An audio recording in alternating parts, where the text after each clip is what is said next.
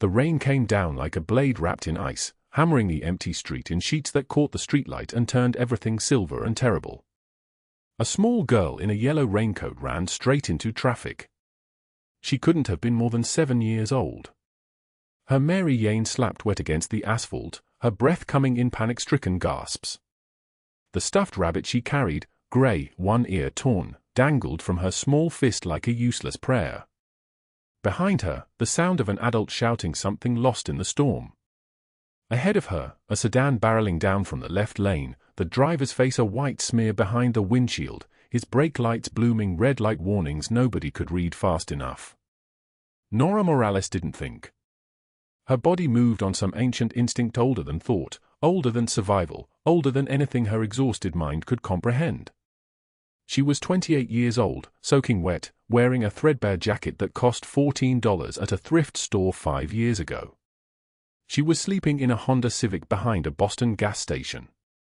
She was counting $78 in her pocket while the rain hammered the windshield. She owed Douglas Hale $22,000 in 2 weeks or lost everything. None of that mattered.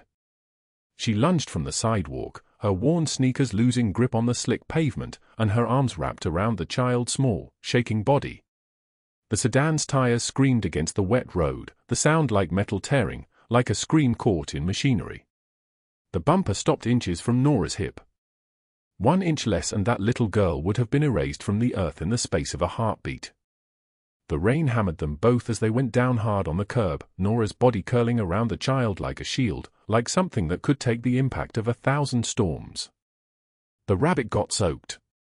Emma got soaked. Nora's soaking got more soaking, her jeans, her shoes, her thin jacket, all of it merging with the downpour until you couldn't tell where the rain ended and where her body began. Baby, baby, are you hurt? Can you move your legs? Your arms? Nora's voice was trembling, her shaking hands moving across the girl's body, checking for blood, checking for broken bones, checking for the absence of life. The child was crying, these small gasping sobs, clinging to the stuffed rabbit like it was the only solid thing left in a world gone liquid and dangerous. I want my papa. The girl's voice was tiny. Barely a whisper. I want him. I know, sweetheart. I know you do. You're okay. You're going to be okay. A crowd gathered under umbrellas. Faces leaned in, voices rising in that distinct register of shock and relief mixed together. Someone was calling 911. Someone else was asking if the driver needed help. But Nora wasn't listening to any of it.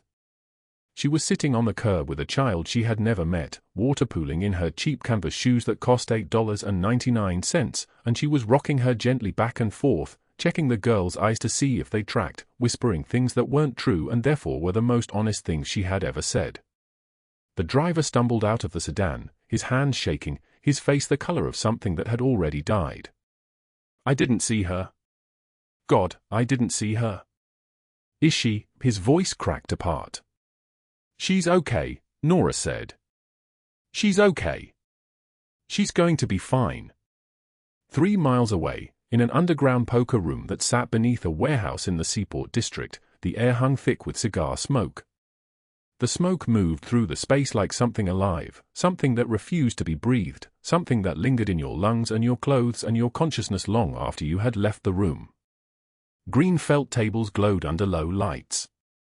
Around each table sat men in suits that cost more than everything Nora Morales owned. Gold watches.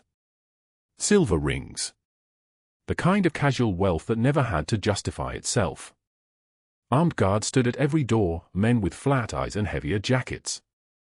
Stacks of cash in the center of each table, reordered constantly, the flow of money having its own rhythm, its own logic, its own god. Aleandro Castellano sat at the head table. He was 38 years old, broad-shouldered, his dark hair starting to silver at the temples. His face had the kind of bone structure that made people look away, a sharp, angular, built like a weapon nobody should touch. A scar ran from the outside of his left eye down to his jaw, a pale line that caught the light. He was wearing an open-collared white shirt, showing the chest of a man who had once been a fighter before he became something worse. A gold watch on his left wrist, worth more than a house. A single diamond ring on his right hand, nothing gaudy about it, which made it more dangerous than gaudy could ever be. He was holding 4 cards in his hand. He was looking at the hidden camera feed on his phone. The camera showed his daughter Emma, 7 years old, running into traffic during a summer thunderstorm. The camera showed the sedan coming. The camera showed Emma's small body about to be erased. Then it showed a woman, soaking wet, throwing herself between the child and death. His hand froze mid-deal. The card he was holding, a queen of diamonds, stayed suspended in the air like he had forgotten gravity existed. The room noticed. The room always noticed when something changed in Aleandro Castellano, because changes in Aleandro Castellano meant changes everywhere else. Carlo, his oldest lieutenant, leaned in slightly. His face stayed neutral but his eyes sharpened. "Boss?" Aleandro didn't answer. He was watching the soaking wet woman on the curb, holding his daughter like she belonged to her, rocking her gently while the rain fell around them both like a blessing. His jaw tightened. The scar on his face seemed to deepen, catching light and shadow at angles that made him look like he was carved from something colder than stone. Dario, the younger lieutenant, glanced at Carlo, then back to the boss. The game had stopped. Everything had stopped. In 15 years of working for Aleandro Castellano, Dario had learned that there was nothing more dangerous than the moments when he stopped moving, when he went completely still, when his breathing became measured and deliberate like a man counting something in his own chest that nobody else could see. Aleandro stood. The motion was fluid, controlled, each gesture contained. He was reaching for his coat, a cashmere overcoat, charcoal grey, worth more than 3 months of Nora's rent if she had still had rent to pay. He was putting it on. He was moving toward the door. "Send the car," he said. His voice was deep and solid like an oath. Like a statement of fact that didn't require debate or agreement. "Full team. Find out who she is. Find out everything." "Which hospital, boss?" Carlo was already standing, already moving. "Not the hospital. Her. Find her. I want to know her name. I want to know where she lives. I want to know her entire life from the day she was born until the moment she pulled my daughter out of the street." The door closed behind him. The game remained unfinished, the cards scattered across the green felt. Nobody touched them. Nobody moved. In the Castellano organization, unfinished things stayed unfinished until the boss decided otherwise. But Nora Morales was still sitting on that wet curb in the rain, holding a child she didn't know, wondering if she should stay until an ambulance came or if she should disappear back into the city like she had never been there at all. She was thinking about the $78 in her pocket. She was thinking about the foreclosure notice that had arrived 3 days ago, stamped final notice in angry red letters. She was thinking about the Honda Civic behind the gas station and whether she could get the heater to work on the coldest nights.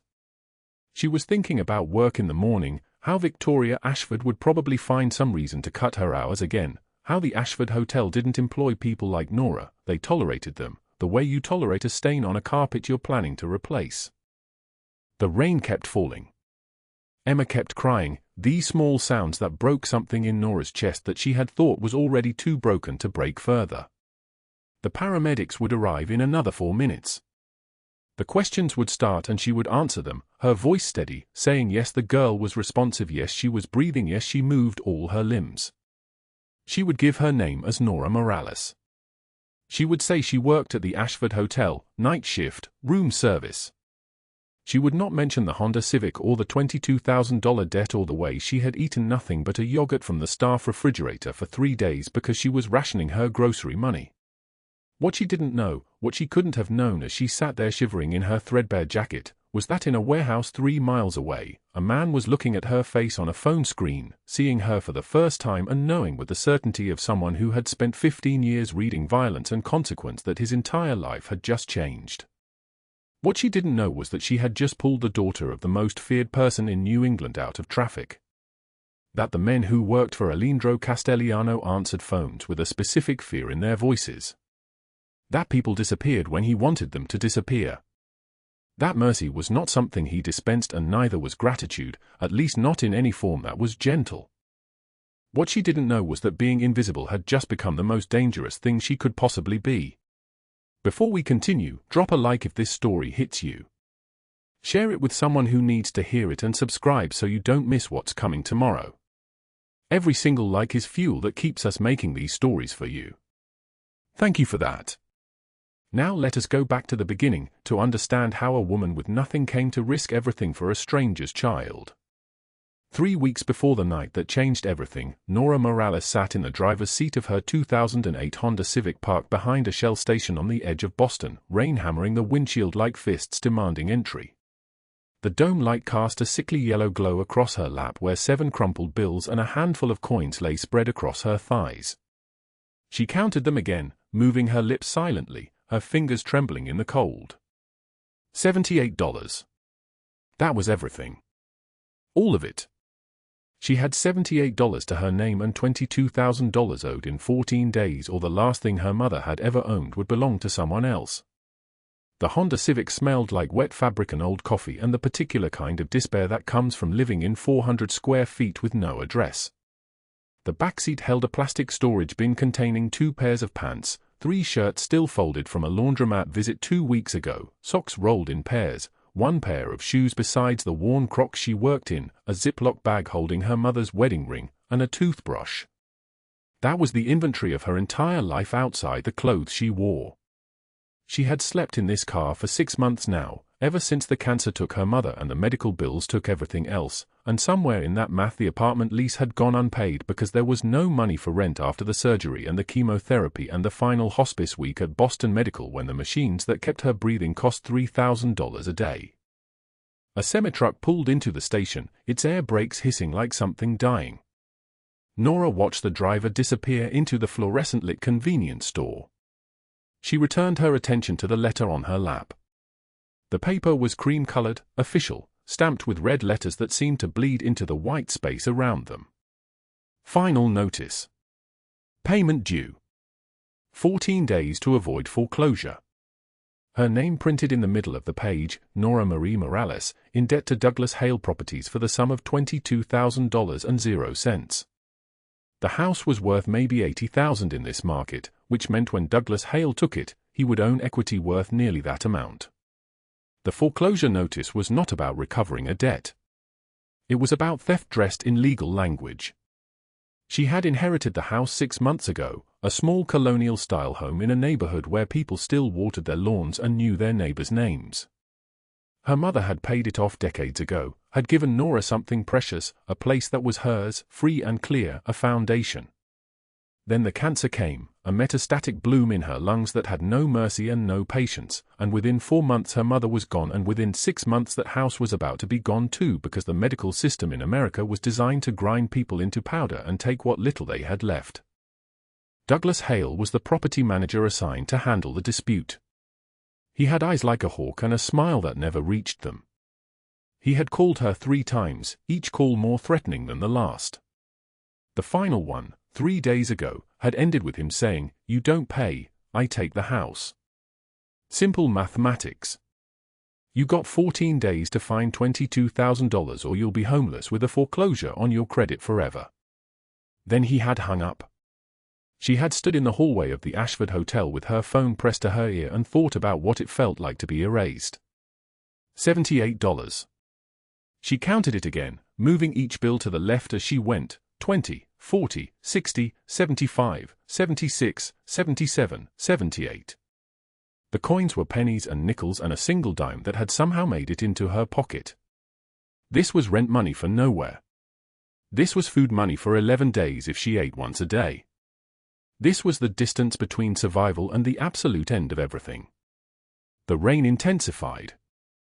Sheets of it now, moving sideways across the lot. She pulled her jacket tighter. The jacket had been her mother's, a brown wool coat from 2004 that still held the faint trace of her mother's perfume on the collar. Nora pressed her face into it and let herself sit in the cold truth, she was going to lose the house. There was no mathematics that made the numbers work. She made $12.50 an hour as a night shift server at the Ashford Hotel, and even when she worked doubles, even when she picked up every available shift, the money dissolved before it accumulated. Rent took it. Gas took it. Her phone bill took it. Food took what remained. She opened the glove compartment and withdrew a rubber-banded stack of pay stubs from the past 4 months. She had already circled the bottom line on each one, $417 every 2 weeks, minus taxes. $834 a month, before she paid for the privilege of not being dead. That left nothing. Less than nothing. Negative numbers. She would need to work double shifts for the next 14 days without spending a single dollar on food or gas, and she still would not have $22,000. At 4:13 in the morning, she started the Honda and drove toward Boston. The city was still sleeping, the roads nearly empty, the streetlights casting long shadows across wet pavement that looked like water. She drove toward the Ashford Hotel, toward the night shift that was becoming her entire existence, toward a 13-hour day that would earn her maybe $130 if she was lucky with tips. The Ashford Hotel occupied a corner lot on Newbury Street and rose 17 stories into the grey morning air. Its lobby was all marble and gold accents and the kind of hush that came from expensive money trying very hard to be quiet. Nora pulled into the service entrance at the back, parked in the employee lot, and sat for a moment with her hands on the steering wheel. The dashboard clock read 5:03 a.m. She had 57 minutes before her shift began. She grabbed her backpack from the back seat and entered through the kitchen door, where the breakfast prep was already beginning. The industrial kitchen smelled like butter and coffee and the particular metallic quality of stainless steel and tile. She walked to the staff bathroom, a small room with a single stall and a sink that ran water that was either scalding or ice. No middle temperature existed. She washed her face in the sink, watching the water run dark from the previous night's bar work. Her face in the mirror was her mother's face with some stranger's exhaustion. She was 27 years old but looked like someone on the far side of 40, with dark circles under her eyes that no amount of sleep would fix. Her black hair, which her mother had loved, hung limp and damp against her shoulders. She had not washed it in 3 days to save on water at the truck stop facilities where she sometimes paid $5 for a shower. From her backpack she withdrew her work uniform, black slacks and a black shirt that the Ashford required for night shift staff, a shirt that had to be spotless and pressed. She changed in the bathroom stall, her bare feet on the cold tile, her mother's coat hanging on the stall door like a ghost watching her. When she emerged, she was no longer Nora with a crumpled foreclosure notice and $78. She was server number 12, uniform intact, shoes polished, smile practiced. At 6:38 a.m. exactly, she clocked in at the kitchen station. The executive kitchen at the Ashford was a choreography of precision. Head chef Marcus was already barking orders at the line cooks, and 3 servers including Nora moved through the space like dancers who had learned the steps so many times that their bodies remembered what their minds had forgotten. Eggs were cracked into silver bowls. Toast was buttered. Orange juice was poured into crystal glasses that cost more than Nora's weekly income. At 6:13 a.m., Victoria Ashford entered the kitchen. She was the assistant manager, a woman of 43 with the kind of blonde hair that came from a salon that charged $300 per appointment. Her face was arranged into permanent displeasure, as though the simple act of existing in a kitchen filled with working people caused her physical pain. She wore Prada, a navy suit that probably cost more than Nora's Honda payment, though Nora had not made a car payment in 3 months and was beginning to suspect that repo men would eventually come looking. Nora, Victoria said, and the way she said the name made it sound like a curse. "You're late." "I clocked in at 6, Nora said quietly. "That's 13 minutes early." "I didn't ask what time you clocked in. I asked why you're late." Victoria's eyes moved across Nora's face with the clinical attention of someone inspecting a defective object. "The early bird breakfast service starts at 6:45. You should be prepared to begin service at 6:30. You're holding up the kitchen." Nora did not argue. Arguing never changed anything. Argument was a luxury people with alternatives could afford. Instead, she nodded and moved toward the service window where plates of eggs and toast and fruit cups waited to be delivered to the dining room, where hotel guests who had never counted their money in a parking lot sat down at tables that cost more to build than she earned in a year. The morning passed in the particular blur of service: take order, key it in, deliver food, clear plates, take payment, say thank you for coming, remove the tip money before other servers saw it so that Victoria could take half as pooled tips, a system that Nora suspected was entirely of Victoria's own invention. She moved from table to table, her smile automatic, her voice trained to sound warm even as something cold and sharp grew in her chest every time a guest complained about eggs that were cooked wrong or coffee that was not hot enough. At 11:23 a.m., Victoria appeared at the service station where Nora was wiping down glasses. "Come with me," Victoria said. Nora followed her down the hallway toward the office, her stomach already clenched with anticipation of whatever was coming. In her experience, being called into an office never resulted in good news. It resulted in less money. It resulted in fewer hours. It resulted in humiliation arranged as corporate policy. Victoria's office was on the second floor, overlooking the lobby. It was decorated in the same aesthetic as the rest of the hotel: expensive, cold, and designed to make people feel smaller than they actually were. Victoria sat behind her desk and gestured for Nora to stand. She did not offer a chair. "I've been reviewing the tip reports from the past month," Victoria said, opening a file on her computer. "The numbers don't add up." Nora's throat went tight. "What do you mean?" "I mean that 3 other servers are reporting higher tips than you for the same time period, same number of tables served. Either you're terrible at your job or you're skimming from the pool before reporting." Victoria looked up, and her smile was a blade wrapped in velvet. "Which is it?" "I'm not skimming anything," Nora said. Her voice sounded very far away. "I pull everything I'm supposed to." "Then you're terrible at your job, which is also a problem." Victoria stood and walked to the window overlooking the lobby. "I'm going to need you to decide which it is, because the Ashford doesn't have room for either. We have standards." Nora's hands trembled. She needed this job. The mathematics were terrible, were impossible, but without this job the mathematics became even worse. "I promise I'm not taking anything. I give everything to the pool." Victoria turned from the window and looked at Nora with the expression of someone who had just confirmed that the object in front of her was exactly what she suspected. "You're fired," she said. "Effective immediately. Turn in your apron. Security will walk you out." The world did not end. The earth did not open and swallow her whole. Instead, the moment simply happened, and then Nora was walking out of the Ashford Hotel with a security guard whose name she did not know and whose face showed not cruelty but simple disinterest, as though she were a piece of trash being removed from a clean space. The October air hit her face, and the cold was real, was the only true thing that remained. She had no job. She had $78 to her name. She had $22,000 owed in 11 days. She had her mother's wedding ring in a Ziploc bag and her mother's coat on her shoulders and the absolute certainty that everything was ending.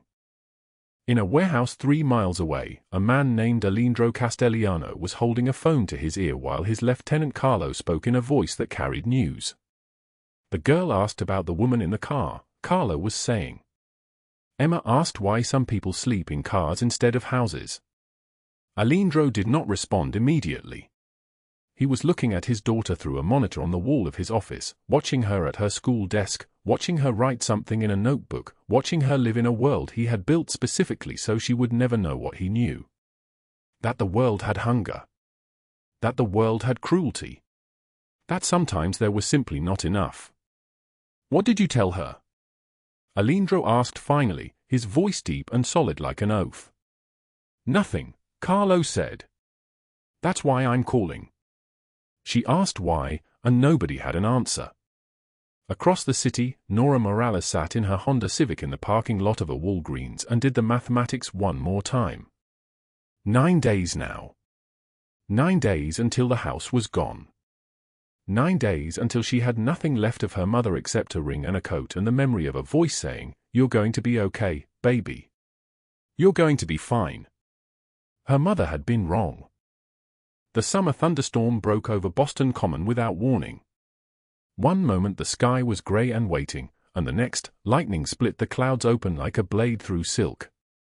Rain hammered the pavement in sheets, and the world turned liquid and violent and cold.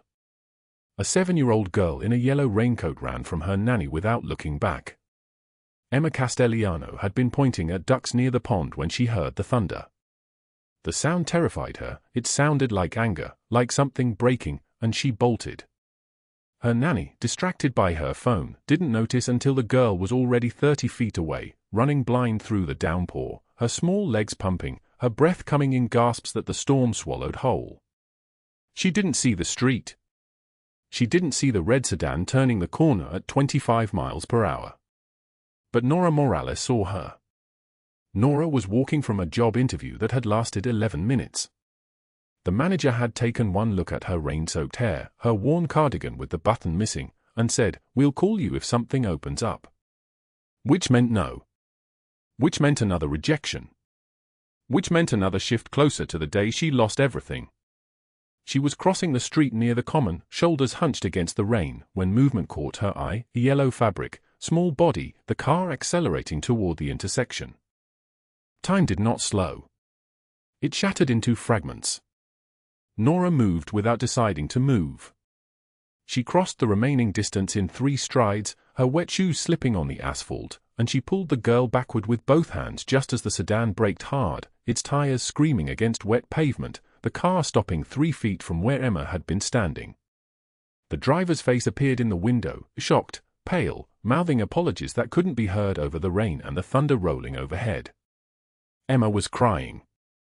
Nora knelt beside her on the curb, rain streaming down both their faces, and she checked the girl's arms and legs for injuries, her hand shaking with adrenaline, her voice gentle despite her own fear. "You're okay. You're safe. You're safe now." Emma couldn't speak, couldn't breathe, just trembled in the downpour. Nora pulled off her mother's coat, the one threadbare coat she owned, and wrapped it around the girl's shoulders. She sat with her for 20 minutes while the rain fell and the thunder growled in the distance. When Emma finally stopped crying, Nora began to sing, a song her own mother had taught her years ago, when the world felt less heavy. "Hush now, rest your weary head. The world spins while we're safe in bed." Emma's breathing slowed. Her eyes closed. The nanny appeared from the crowd that had gathered, face twisted with panic. She rushed toward them, apologies spilling out, her hands reaching for Emma. Nora helped the girl stand, and the nanny embraced her, tears mixing with rain on her cheeks. "Thank you," the nanny gasped. "Thank you. Oh God, thank you. Her father, he'll want to thank you. Please, what's your name?" Nora shook her head, pulling her damp coat back on, already stepping backward. "I didn't do anything special. Just glad she's safe." She turned and walked away into the storm before the nanny could ask again. What Nora didn't know was that a security camera mounted on the corner of a nearby building had captured everything. Not just the rescue, but her face. Her exhausted, gentle face. Her soaked clothes hanging loose on her thin frame. The way she sang to a stranger's child like the girl was her own. 3 blocks away, in an office on the 42nd floor of a glass building downtown, a man named Aleandro Castellano was reviewing surveillance footage. His lieutenant Carlo had retrieved it within the hour, and now Aleandro sat at his desk, watching the loop again, watching a woman he'd never met pull his daughter back from the edge of death. He watched her kneel in the rain. He watched her sing. When the footage ended, the office was silent except for the sound of rain against the windows and the distant hum of the city beyond. Aleandro leaned back in his chair, his jaw tight, his dark eyes burning with something Carlo had never seen before. "Find her," Aleandro said quietly. "The woman?" Carlo asked. "Yes. What do you want us to do?" Aleandro watched the frozen image on the screen, Nora's face turned upward toward Emma's, full of nothing but concern. In 15 years of working for this man, Carlo had never heard gentleness in his voice like this. "Never." "Nothing yet," Aleandro said. "Just find her. I want to know who she is." Carlo nodded and left, closing the door softly behind him. In the hallway, he found Dario waiting. Their eyes met, and without speaking, both men understood that something had shifted. They had seen Aleandro Castelliano turn men to ash with a single word. They had seen him dismantle empires and rebuild them in his image. But they had never seen him watch footage of a stranger with such absolute stillness. What happened? Dario asked. He wants us to find someone, Carlo said. And I think he already has. 2 days later, Nora returned to the Ashford Hotel for her evening shift. The hotel was Boston's oldest luxury establishment, all mahogany and marble, a place where people who had inherited their wealth came to spend it. Nora carried a tray of champagne flutes through the corridors, invisible, exactly as she preferred. But Victoria Ashford was waiting in the staff hallway, and invisibility would not save her. Victoria was the hotel's general manager, a woman in her late 40s with blonde hair pulled so tight it lifted her eyebrows into a permanent expression of disdain. She wore clothes that cost more than Nora's entire wardrobe, and she looked at her employees the way someone looked at insects they were considering crushing. "We're short-staffed today," Victoria said, stepping directly into Nora's path. "You'll cover the banquet hall alone." 40 tables. Nora's stomach dropped. 40 tables was impossible for one person. The dinner rush alone would be chaos. "Victoria, that's—" "Or you can leave," Victoria interrupted, her voice syrupy sweet. "I'm sure there are plenty of people who would love your job." There weren't. Both women knew it. The job paid minimum wage plus tips, and tips were the only thing keeping Nora alive. Nora nodded, saying nothing, and walked away. The shift was an earthquake. 40 tables meant 6 hours of running, of feet bleeding in her shoes, of customers snapping their fingers and sending plates back, of smiling through exhaustion that felt like drowning. By the time the last table left, Nora's feet were screaming and her back felt like it might crack apart. She had earned $67 in tips.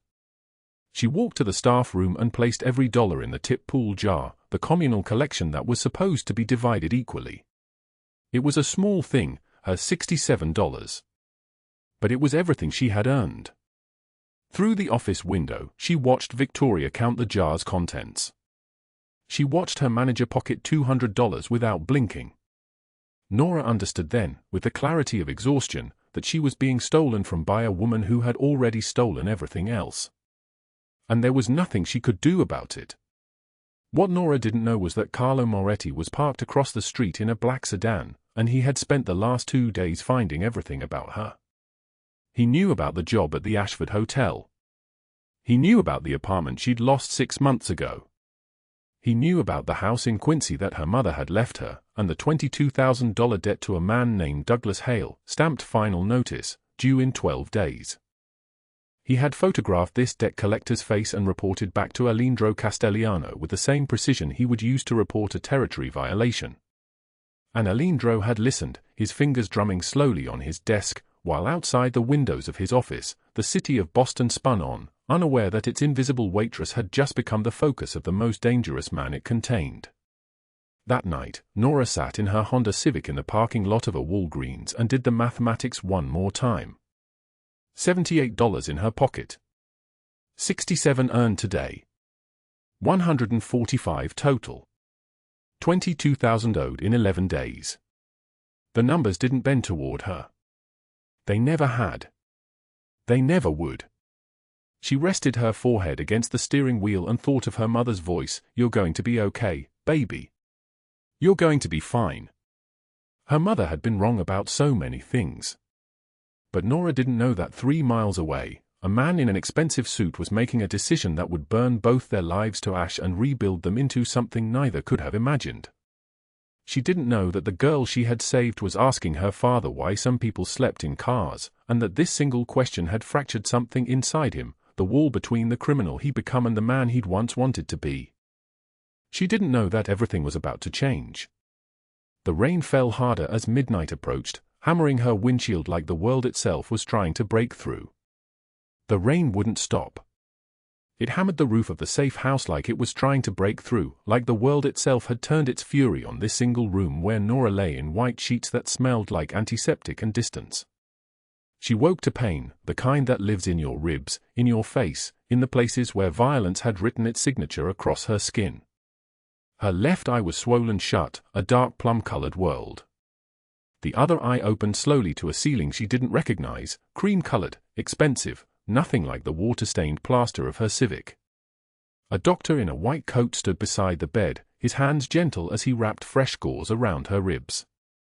His name was Dr. Chen, though Nora wouldn't learn this until later. She only knew that every breath felt like breathing around shards of glass. 3 cracked ribs, he said, not to her but to someone behind her.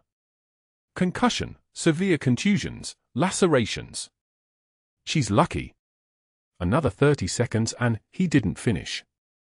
He didn't need to. Nora tried to sit up. The world tilted. She lay back down. The window showed Boston at dawn, grey light breaking over brownstones and construction cranes. Somewhere in that city, her Honda Civic sat parked behind an abandoned building in Southie, rain pooling inside because she'd left the window cracked. Somewhere in that city, a stuffed rabbit was missing, and a 7-year-old girl was crying. Somewhere else entirely, Douglas Hale's leather boots were probably resting on some expensive table while he counted money that didn't belong to him. Aleandro Castellano stood at the window, his back to her. He wore a black shirt, sleeves rolled, and she could see the definition of his shoulders, the way power lived in his very posture. His phone was pressed to his ear. His voice, when he spoke, was ice-wrapped in Italian, a language she didn't understand, but whose meaning she felt anyway. "I want everything," he said. "Bank accounts, property holdings, every law he's ever broken. Every violation, every threat, every stolen dollar. I want it documented, photographed, and delivered to the FBI before sunrise." A pause. "And the woman, Victoria Ashford. Find out who she's paying off. Who hired her to destroy this girl. I want both of them erased from the face of this city." He ended the call. Turned. Saw her awake. His expression shifted, a crack in the stone of his face. He was suddenly not the man on the phone, not the thing that made his own men flinch when he walked past. He became something else entirely. Something that looked at her like she was still alive, still mattered, still deserved air to breathe. He sat on the edge of the bed with the care of a man handling porcelain. "Don't move. You have a concussion and 3 cracked ribs." Nora's voice came out like paper tearing. "Emma's rabbit." Aleandro's jaw worked. A muscle flickered there, tension, something fierce. "Carlo has it. He's washing it." Of all the things she might have expected, questions about the attack, about how Douglas found her, about what he wanted, she hadn't expected him to know about a lost toy. She hadn't expected him to care enough to track its location, recover it, have someone wash the rain off it with gentle hands. "Who did this to you?" His dark eyes moved across her face, cataloguing each bruise like it was a debt he would personally collect. Nora told him. The words came in fragments, broken by pain and the weight of everything. She told him about Victoria's smile when she fired her, the cruelty so deliberate it had its own architecture. She told him about Douglas Hale's hand on her throat, how the bruises had bloomed like flowers, dark purple fingerprints that marked her as someone's property. She told him about the apartment, the debt, the mathematics that never bent toward survival. She told him about standing at the bridge railing last night, about how the water below had looked like peace. Aleandro listened without moving. When she finished, he said 4 words, each one carved from granite. "This ends tonight." "You can't," Nora began, but he was already standing, already moving toward the door. "I already have," he said. 5 miles away, Douglas Hale was dreaming. His bedroom was all mahogany and soft lighting, a king-size bed that cost more than Nora's entire car, Egyptian cotton sheets at thread count she would never be able to comprehend. He lay in the dark, snoring softly, his hand resting on the chest of a woman who'd left his bed when he'd passed out drunk at 10 p.m. At 5:03 a.m., the front door of his house exploded inward. 12 federal agents in black tactical gear flooded the rooms like water finding cracks. FBI jackets. Weapons drawn.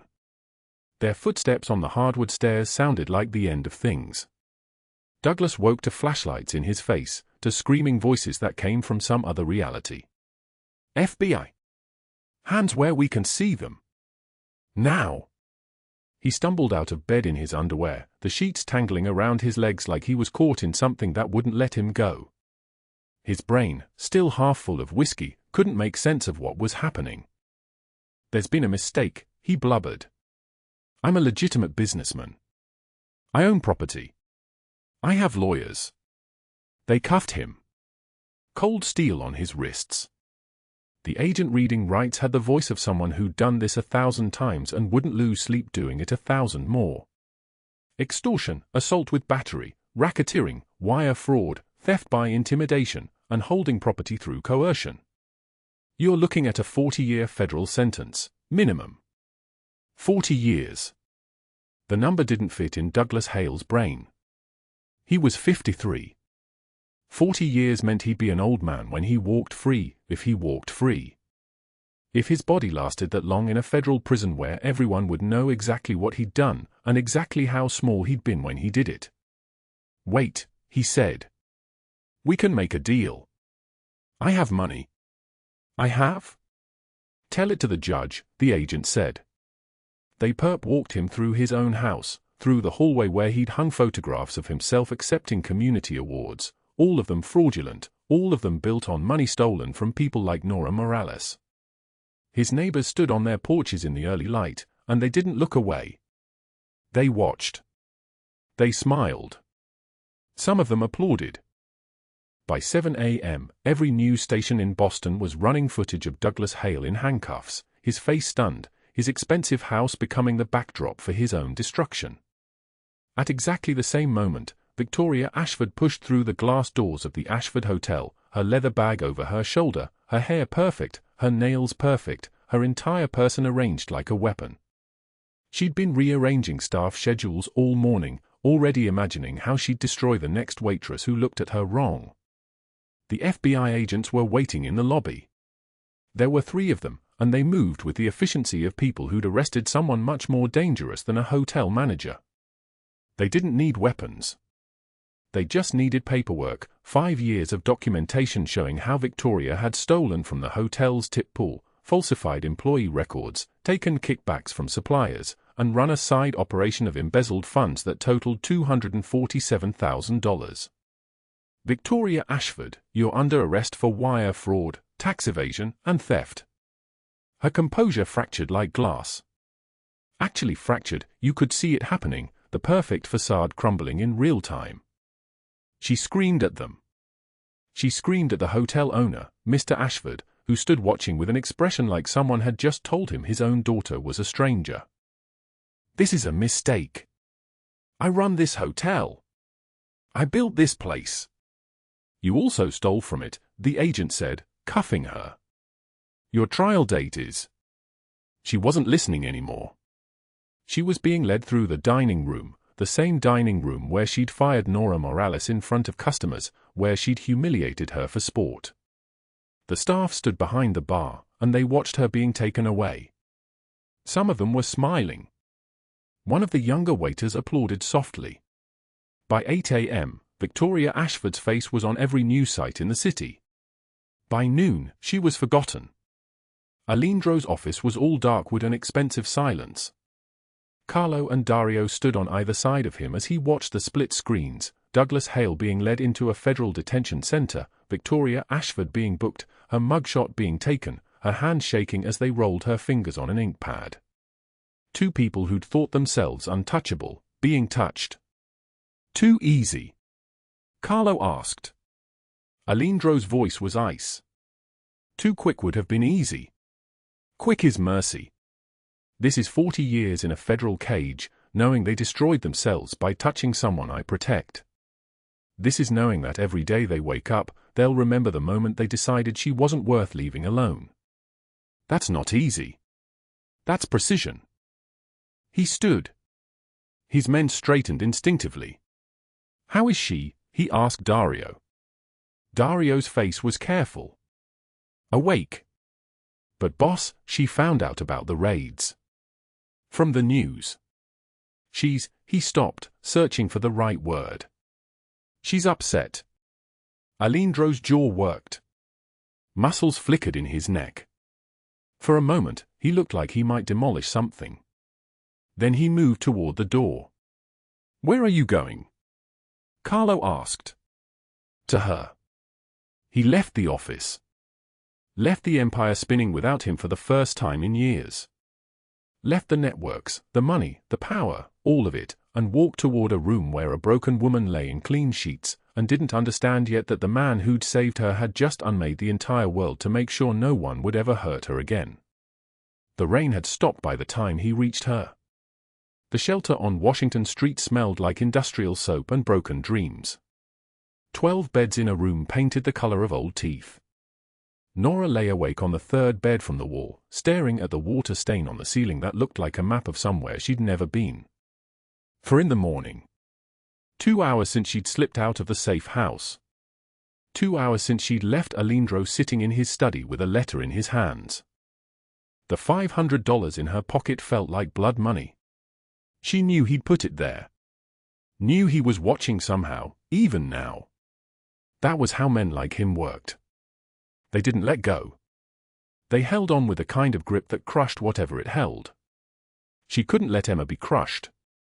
The little girl's face kept appearing behind her eyes.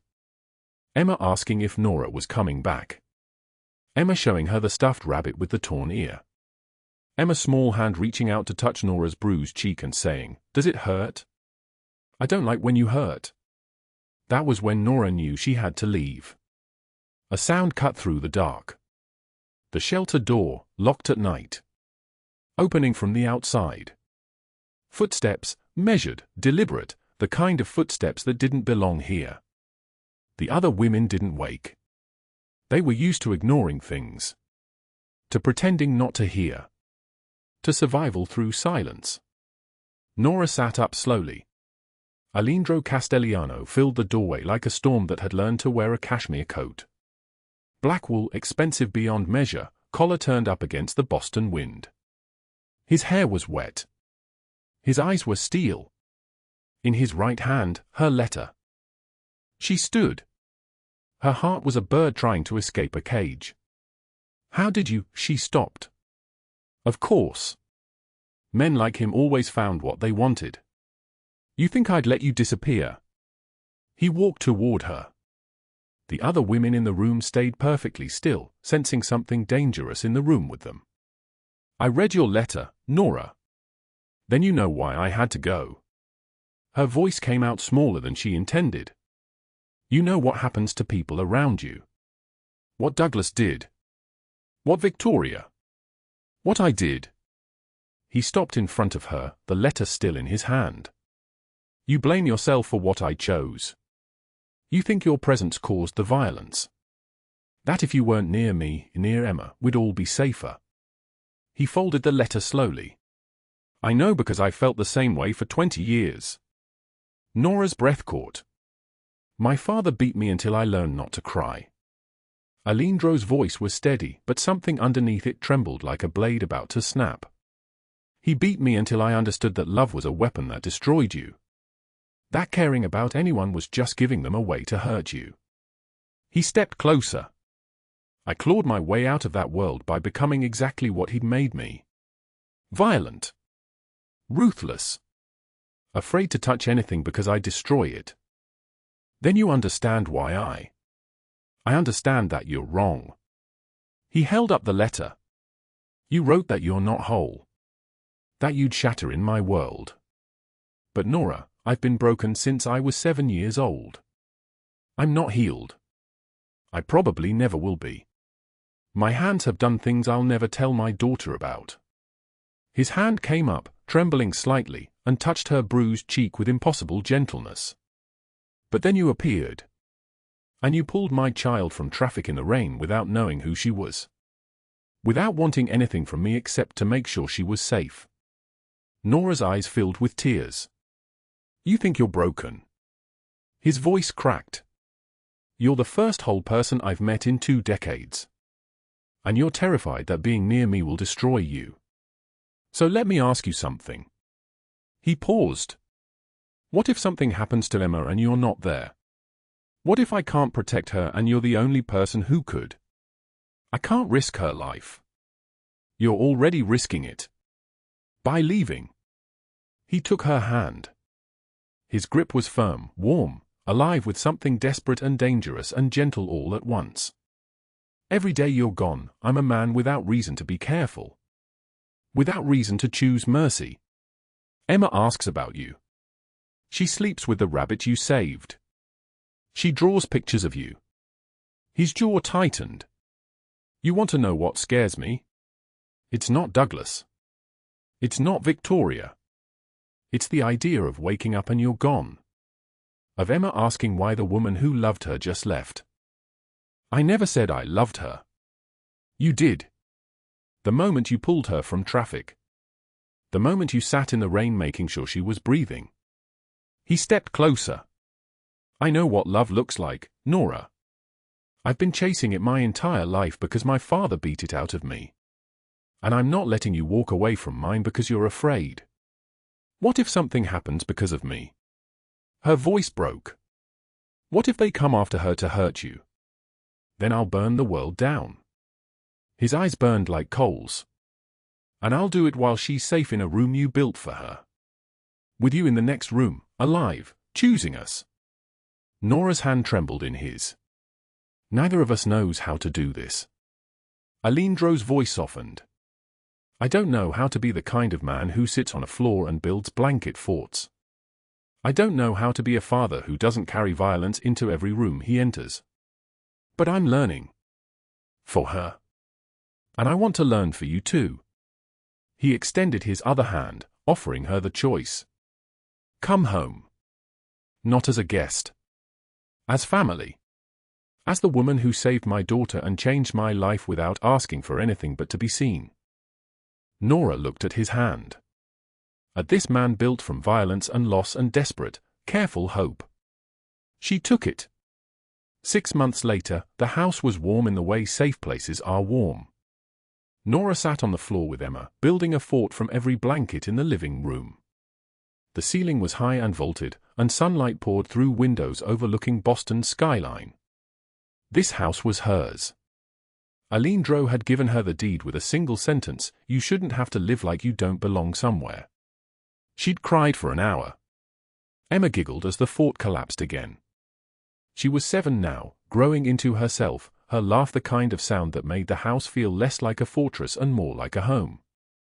She wore pink pajamas and had her father's serious eyes, but her heart was pure in the way children's hearts are before the world teaches them otherwise. Aleandro appeared in the doorway. He watched them without moving, and Nora caught him the way she always did, the most feared man in Boston, standing in his own home, just watching his daughter laugh. He crossed to them. Sat on the floor without hesitation, a gesture that still made Carlo and Dario stare in disbelief when they witnessed it. The man who'd built an empire on fear was sitting on a hardwood floor, letting a child climb into his lap. Nora reached out and took his hand. Their fingers intertwined. Emma leaned back against her father's chest and reached up to grab Nora's other hand, and suddenly the 3 of them were a single thing. A family built from ruins. "Tell the story," Emma said. "Tell about the rain." Nora and Aleandro exchanged a look. A private conversation happening in the space between them. "A long time ago," Nora began, her voice soft, "there was a little girl who didn't know how loved she was. She was running toward danger because she didn't understand yet that danger was looking for her." She squeezed Aleandro's hand. But a woman with nothing, with no power and no money and no protection, she saw that little girl. And she didn't think about herself. She just moved. She just pulled her back from the edge. Emma closed her eyes, listening the way children do, with their whole bodies. That woman saved that little girl. But the little girl saved her back. Without knowing she was doing it. Just by being small and real and needing someone to keep her safe. Nora's voice cracked slightly. And that woman learned that being needed isn't dangerous. Being loved isn't a weapon. Sometimes it's just the thing that teaches you that you were worth saving all along. Emma was asleep by the end of the story, her breathing deep and even against her father's chest. Aleandro's arms held her carefully, like she was the most precious thing in the world. Because she was. Nora rested her head on Aleandro's shoulder. Outside, Boston glittered in the evening light. The Empire hummed quietly around them, legitimate now, transformed from darkness into something that actually built things instead of destroying them. Aleandro had created a foundation in Nora's name. It helped homeless women find housing, find jobs, find the kind of hand reaching out at the right moment. The kind of moment that changes everything. If you've made it this far, you already know the answer to this question. What would you have done in Nora's position? Would you have run or stayed? Leave your answer in the comments below. Every comment you leave reminds us that these stories matter. That invisible people deserve to be seen. Subscribe for more stories about second chances and unexpected love. Share this with someone who needs to remember that it's never too late to start over. Tomorrow, we bring you another story from the darkness. No matter how hard life gets, remember that after the rain, the sky clears. Thank you for staying with us until the very end. We'll see you again tomorrow.